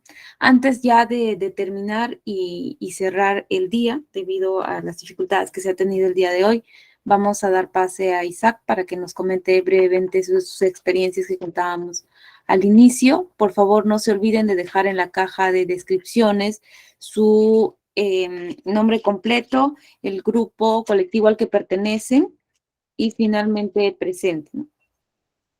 Por favor, todavía no se retiren. Brevemente, Isaac nos va a comentar esto en unos minutos y luego pasamos a la foto final y ahí ya estaríamos concluyendo la sesión de hoy. Esperamos su comprensión de todas y todos y todas, ya que pues las dificultades del Internet escapan muchas veces de mano y el ponente sí ha sido muy responsable en dejarnos todos los materiales. Ustedes lo van a poder encontrar en las carpetas. No ha sido propio de su voluntad concluir de esta manera. Bien, Isaac, te doy pase. Bien, de contarles de los avances que estamos teniendo aquí en el Centro Arenal. Primero me presento, como al inicio mencionó Pamela, yo soy miembro del Taller de Derecho Ambiental, pero actualmente desempeño la función de consultor legal y hago acompañamiento legal a la comunidad activa Centro Arenal. Y en estas actividades, a lo largo ya casi de 2 meses, hemos desarrollado varias actividades de las problemáticas que se han tocado en esta reunión. Entonces, los avances básicamente van a ser primero, y las dificultades con las que nos hemos encontrado también, ¿no? Yo creo que aquí casi todos son APUs o líderes, y en el trabajo, por ejemplo, vamos a partir, para contar la experiencia en 2 partes, ¿ya? Primero la parte penal y la otra que es la parte administrativa. En la parte administrativa, ¿cuál es el trabajo que tiene la mayoría de las comunidades actualmente? Actualmente la mayoría de las comunidades lo que tiene es buscar la georreferenciación. Esto dado a que, si bien la mayoría cuenta con títulos de propiedad ya debidamente inscritos en SUNAR, estos títulos que de muchas comunidades han sido emitidos pues, ¿no? en el gobierno de Velasco, en la primera reforma agraria, y estos títulos no manejaban el sistema que se maneja actualmente. Entonces, cuando haces la georreferenciación, haces como una actualización de datos para ubicar con el sistema actual, ¿no? a la comunidad. Esto para delimitar. Si bien todas las comunidades ya conocen los límites, esto es lo que pasó en Centro Arenal, las comunidades ya conocen sus límites, ya sabe por dónde ha cuidado, ya sabe por dónde han alinderado y por dónde han caminado año tras año cuidando sus territorios. Pero la problemática es que cuando vamos a SUNAR nos dicen los puntos que tienes en tu título corresponden a esto, sino al que has cuidado. Además de esto, los puntos de acuerdo a tu título están superpuestos con otras parcelas. Entonces, ese es el tema administrativo en el que estamos ahorita correteando, ¿no? Y trabajando, básicamente en Centro Arenal. Nosotros hicimos una georreferenciación privada cuando queremos actualizar estos datos, primero en la entidad correspondiente, que es la Dirección Regional Agraria, y luego en SUNAR, nos dicen primero tienes que resolver la superposición, y la superposición, como ya sabemos, se da porque algún funcionario público ha otorgado título en el territorio ya titulado, lo cual consiste, pues, se constituye en un delito. Pero estos no han sido sancionados y tampoco han sido advertidos por las autoridades en su tiempo. Entonces, ahí viene la importancia de cuán despierto debe ser un líder de manejar estos temas en el momento adecuado. Porque si nosotros le damos cabida a que alguien se titule hoy día en nuestro territorio titulado, con superposición se titula, no sé, Coimea paga a la dirección.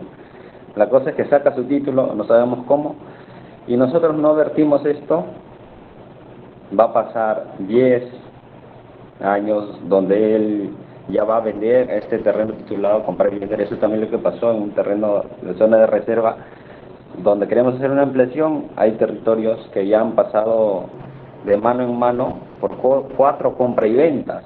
Entonces, si queremos recuperar esos territorios, tenemos que irnos a un procedimiento, a un proceso de conocimiento, que es un proceso judicial que dura en promedio 3 años a más. Y los recursos para hacer eso, pues no son fáciles de obtener, ¿no? Entonces, ahí es importante mantener por cada jefe comunal la información actualizada, oficial, la que está inscrita. Esto porque nos ayuda a trabajar, porque también ha pasado que hay un caserío dentro del territorio que se constituyó como otra comunidad, tiene el nombre de otra comunidad y viven ahí, están asentados, tienen la posesión, pero están dentro de un territorio titulado y ellos solicitan proyectos como cualquier comunidad, ¿no? Tú necesitas luz, necesitas algún servicio básico, necesitas préstamo, vas a solicitar, pero dentro de una comunidad solamente hay una autoridad, ¿no? Y ese va a ser el que tiene el poder de solicitar todo esto. Entonces, todas estas cosas es lo que nos encontramos nosotros en el camino. ¿Por qué? Cuando comenzamos a ver la georreferenciación y hacer la actualización de los datos del mapa en SUNAR, ¿no? Y en ese punto hemos venido trabajando, primero haciendo el cierre de partidas, el cual ya está en proceso. Para los que no tienen conocimiento, Centro Arenal es una comunidad que está muy cerca de Iquitos, está a 45 minutos en lancha. Y cuando vemos los procesos finales no han progresado la mayoría y a nosotros nos entristece un poco y nos desalienta eso, porque si está tan cerca la ciudad, ¿por qué no puede progresar, no? O sea, tienes todas las facilidades como fiscalía para ir a constatar los hechos, la tala, porque había madera talada y que estaba siendo cargada, ¿no? A lanchas, a botes para ser sacado, pero por descoordinaciones no se constataban a tiempo, entonces los procesos eran archivados. Así lo que yo he contado son 8 casos, de los cuales 6 han sido archivados. Entonces, ¿por qué no progresa? Y también un cuestionamiento a las autoridades que están en ese momento, a los APUs y a las personas a quienes los asesoran. Hay que tratar de buscar resultados, pero en base a un trabajo exhaustivo, es decir, no hacer un trabajo por cumplir, sino hacer un trabajo queriendo ganar. Y cuando uno hace un trabajo queriendo ganar, evidentemente le va a poner todo el esfuerzo y va a buscar fondos, y eso es importante. Lo que mencionaba el primer ponente es que sí hay organizaciones que nos apoyan en ¿qué? En darnos la logística, en darnos un dron, una cámara. Con ello y nosotros tenemos más armas para poder armar jurídicamente una buena defensa, por ejemplo, o una buena denuncia, una buena demanda, porque ya tenemos un GPS, ya tenemos dron para hacerlo volar, ya podemos constatar y llevarle a la fiscalía y decirle, ahora tienes todo y tienes que investigar y proceder. Y tenemos que insistir hasta que el fiscal investigue, ¿no?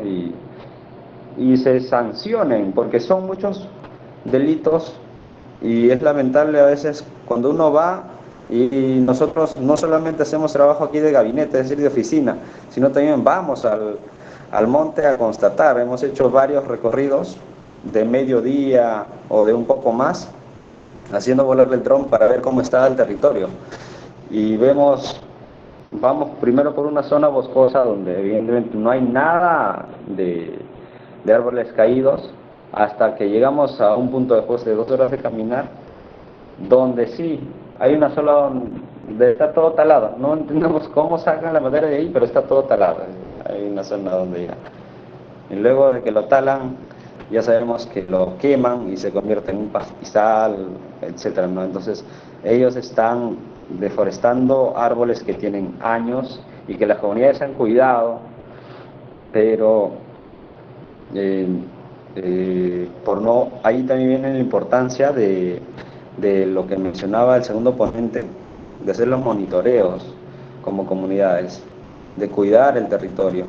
Si bien y la mayoría de las comunidades tienen una actividad económica que es de la agricultura o otras actividades, pero la vida, a diferencia de las ciudades, en las comunidades, y eso es lo bonito, no es tan pesada en todo el día estar atareado buscando qué comer, sino que ellos ya tienen un alimento y eso les da tiempo para organizarse, para hacer la vigilancia. Es otra forma de vida que uno entiende, ¿no? Porque uno cuando viene a la ciudad tiene otro ritmo, pero vas a la comunidad y es otra forma de vida, una forma de vida que a mi parecer tiene más contacto con la naturaleza, estás más en contacto también con los amigos, con la familia, y es algo que se pierde en las ciudades, se pierde mucho, porque ahí la preocupación más es trabajar y trabajar y trabajar, ¿no? Ya no se disfruta tanto la vida comunal como sí se hace. Eso es una apreciación que yo puedo hacer. Y en la parte penal que encontramos, como yo decía, son 8 casos que encuentro y son archivados 6, ¿no? Solo hay 2 casos ahorita que están en proceso y uno ya está en sobreseimiento.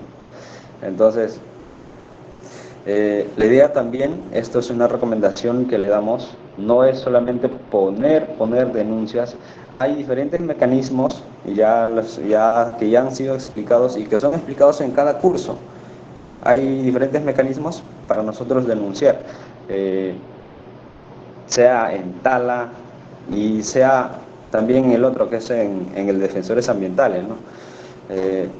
Usemos los mecanismos, sustentemos bien para que progresen.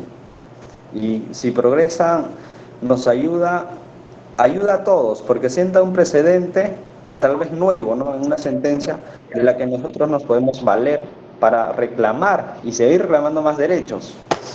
Por ejemplo, ahorita todavía no tenemos ni un caso, después de que salió la sentencia, en el que se utilice la consulta previa para una obra pública.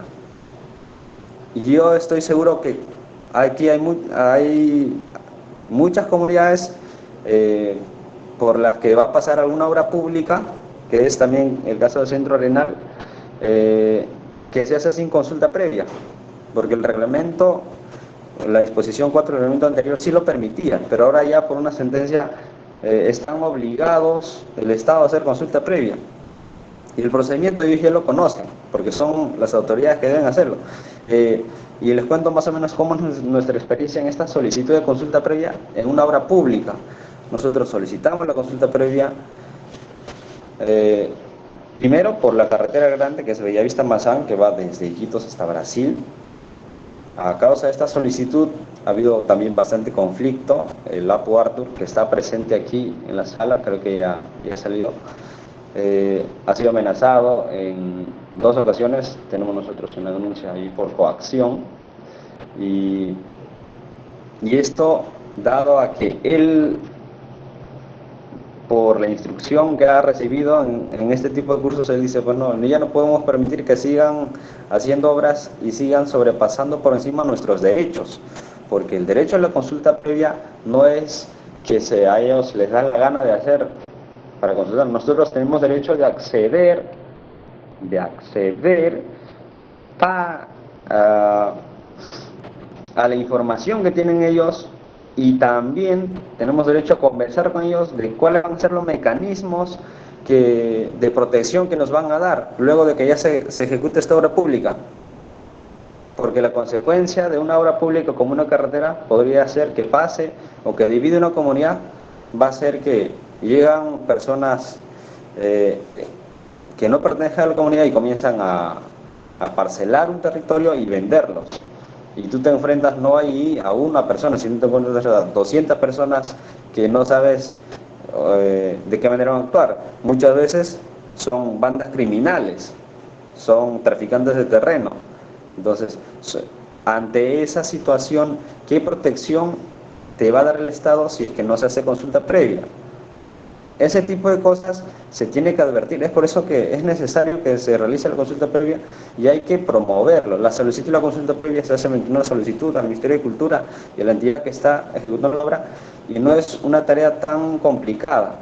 Y ellos tienen el deber de apoyar. Nosotros hemos hecho una solicitud de consulta previa para la construcción de una vía vecinal que pasa por el territorio, y sí hemos tenido la respuesta de las entidades correspondientes. No es la respuesta rápida que todos quisiéramos, pero sí nos respondieron, sí pusieron las disposiciones para dar la opinión favorable. Entonces, básicamente, esto les cuento para ya terminar, ¿no?, el día de hoy nuestra reunión, un poco de la experiencia que se tiene uno trabajando con una comunidad nativa, y estoy feliz, la verdad, de compartirles esto, y estoy más feliz de haber llegado a trabajar a una comunidad nativa. Hay mucho por hacer y va a depender mucho también de la voluntad, ¿no?, de cada APU, y de buscar el apoyo, de seguir capacitándose para seguir defendiendo los derechos, que es lo importante. Sin más, yo agradezco a Pamela por haberme brindado este pequeño espacio. Quiero agradecer a los ponentes anteriores porque nos han dado información jurídica y técnica que es muy importante, que debemos manejarlo. Y ya vamos a cerrar el día de hoy. Muchas gracias. Saludos con todos. Muchísimas gracias, Isaac, por tus palabras y tus breves reflexiones también sobre la experiencia que vienes pasando. Y bien, el día de hoy hemos terminado más temprano que en las anteriores ocasiones. Les pido que por favor prendan sus cámaras. Adicionalmente a ello, comunicarles que debido a las dificultades que ustedes mismos ven que constantemente tenemos de internet, la sesión de la próxima semana tenemos el lunes, va a ser la sesión adelantada. Si bien todas las semanas son los martes y jueves, solo por la semana que viene vamos a variar de días. Quiere decir que el día lunes tenemos sesión y el día jueves y viernes habrá una sesión presencial en Ucayali, que justamente ya por interno varias personas deben de haberse comunicado con los que están siendo consecutivos en el curso, a modo que queremos también contar con su participación de manera presencial, ya que constantemente ocurre estas dificultades, ¿no? Ustedes mismos han visto que en el grupo de WhatsApp también comentan los compañeros, compañeras, que por lluvias no hay internet, o por otros factores, pero siempre con un internet bastante débil, ¿no? Así sea ya por celular, por pagado, o también por línea de Wi-Fi. Entonces esperamos su comprensión completa respecto al ponente del día de hoy, que no ha sido por una cuestión de irresponsabilidad, sino por internet. Creo que todos aquí lo están pasando también, así que va a ser completamente entendible. Y finalmente, ya para despedirnos, por favor, anímense a prender su cámara para poder tomar una foto respecto de la semana de hoy.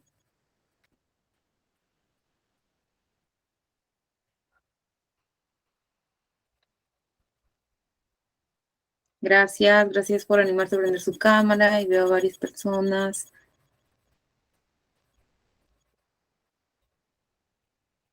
Gracias, Ali, señor Ignacio, Juan, Wheeler, Elvis, Samuel, Roseli, Stephanie, Emanuel, Emilio Arnini, Marco, Ana Castillo, Ruth Vanessa. Muchas gracias a todos los presentes. Y bien, vamos ahora ahí está el doctor Henry también, Samuel Rodríguez, Mayra. Por la organización y por los temas. Gracias, señor Alejandro, también, que nos está acompañando hasta el final. Siempre lo veo hasta el final quedándose. Bien, muchas gracias. Entonces, ahora sí la foto. 1, 2 y 3. Ya, a ver, espérenme una más, porque con los comentarios que nos están llegando, a veces tapamos algunos compañeros que salen justo en esa parte y ya no salen. A ver, una última. A ver, 1, 2 y 3. Ya está. Muchísimas gracias. Nos vemos el lunes. Voy a mandar el link también al grupo y como siempre nos comunicamos por el chat. Cuídense mucho. Gracias. Gracias. Gracias. Chao, Pamela. Chao. Gracias. Un gusto. Gracias. Gracias también. Muchas gracias. Gracias. Muchas gracias.